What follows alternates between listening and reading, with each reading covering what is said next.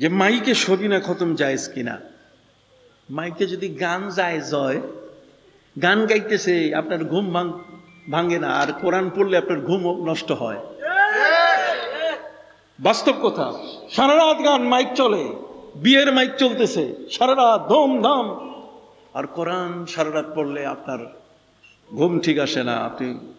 তবে আমরা বলবো যে একটা সময় কোরআন শরীফ সারাদিন আপনি পড়েন, কোনো আপত্তি নাই, তবে রাতের একটা সময় আপনি যেন মাইকের আওয়াজটা একটু কমাই দেন। কথা বুঝতে পারছেন? মাইকের আওয়াজটা কমাই দিয়ে যাতে অন্য কোনো মানুষের যেন ঘুমের ক্ষতি না হয়। মানে নাম, মানে সালাত, মানে কেরাত, ঘুম নষ্ট হয়, ঘুমের ক্ষতি হয়, নামাজের ক্ষতি হয়।